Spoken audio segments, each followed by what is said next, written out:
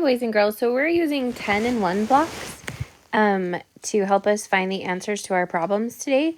So if we look at this problem, 35 minus 14, we have 35 blocks. So we need to cross off 14. So we're going to cross off 1 10 and 4 ones like this.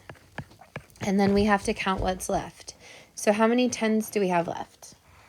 We have 2 10s and 1 1 left. Okay, so the answer is 21. Let's look at the next problem. We have 46 blocks, and how many are we going to cross off? We're going to cross off 20 and 3. Then how many blocks do I have left? 2 10s and 3 1s. Okay, the next one, we have 48 minus 36. So how many 10s are you going to cross off? Yeah, I'm going to cross off 3. And how many 1s will I cross off? 6. 1, 2, 3, 4, 5, 6. So if I cross off 36, how many blocks will I have left? 1 10 and 2 1s. The next problem is 54 minus 32. So how many blocks will I cross off? 3. 1, 2, 3. And how many 1s? 1, 2. So what does that leave me with?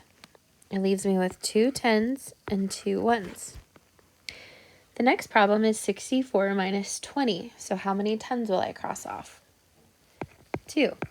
How many 1s will I cross off? 0. Very good. So now count what's left. How many 10s do I have left? 4 10s and 4 1s. Okay, let's look at 29 minus 15. I have 29 blocks, and I need to cross off 15. So how many 10s? 1. How many 1s? 5. So if I do that, how many 10s do I have left?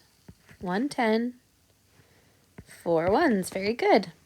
Okay, the last one, 44 minus 11. How many 10s will I cross off?